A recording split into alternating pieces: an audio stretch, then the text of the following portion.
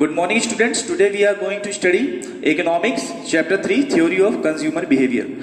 So as I told you that what is the demand, what is the microeconomics, what is the macroeconomics, and how consumer they are purchasing goods and services in a market. So in this chapter we are going to study the question that how consumers they are purchasing goods and services, at which price they are liking to purchase goods and services, and what is the reason that when price of the commodity is decreasing, at that time only consumer they are going to buy the goods. So now see, this topic we can understand with two types of assumptions. So first is the cardinal utility analysis and second is the ordinal utility analysis. So I would like to tell you one thing here, that cardinal means to say, you can also say cardinal is the classical and ordinal is the modern definition. So cardinal definition is given by Marshall and ordinal utility analysis definition given by the Higgs. In cardinal definition we will have to see that utility, marginal utility and some other types of topics are here, and in ordinal utility there is indifference curve. I want to tell you one thing, that in cardinal utility it says that utility can measure in terms of the money, means to say that we can measure any types of utility in the terms of the money. But in the ordinal utility, in the modern definition of the utility, it says that utility cannot be measured in terms of money or any way. Why? Because money value always change. So that is why it is impossible to measure the utility of any types of commodity. So let's see cardinal utility. What is the cardinal utility? If a consumer is going to buy any types of goods and services, so it is possible, according to the cardinal utility, it is possible to know that what is the satisfaction level, what is the unit he is consuming, he or she is consuming, and we can measure it. But in the ordinal utility we cannot measure it. There are some types of main characteristics of the utility is over here. Firstly, I would like to tell you that what is the utility.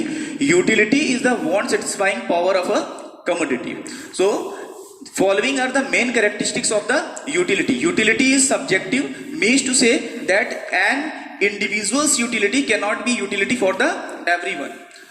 Now second point, utility is not measurable, means as I told you that utility cannot be measured. Third point, utility is relative in nature. Utility is not absolute but relative because of its subjective nature, means to say that some types of goods can be useful in a particular place only.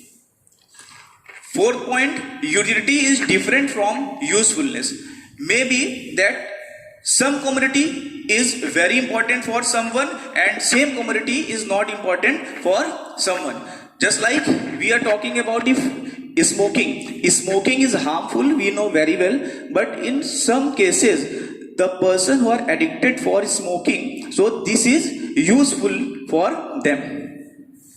Now consumers equilibrium. So what is the consumers equilibrium? My dear students, why we are studying this chapter? Firstly, because now we are reading consumers equilibrium. So as we know very well that the demand of the commodity and price decrease and increase of the commodity. So consumers equilibrium means to say that when any consumer want to purchase a commodity at a price which is suitable for him.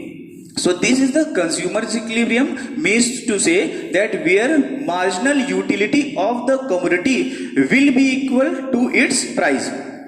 This is the equilibrium point at which the utility of the consumer will be equal to the price of the commodity. Now indifference curve we are saying. Indifference curve shows various combination of two commodities which can give equal satisfaction to the consumer. Various combination means different types of combination of two commodities which can give equal satisfaction to the consumer. This is the indifference curve. Now properties of indifference curve. So first property of indifference curve, slopes downward from left to right, means to say that this is always negative sloping. Indifference curve always negative sloping. Second point is an indifference curve is convex to the origin. It is always convex to the origin. Next is the higher indifference curve yield higher satisfaction, means higher indifference curve always gives higher satisfaction to the consumer and lower indifference curve gives always less satisfaction to the consumer, means to say that higher indifference curve will be nearest to the equilibrium point, so it can give higher satisfaction to the consumer at a given income and at a given price. Now just see consumers equilibrium through indifference curve approach.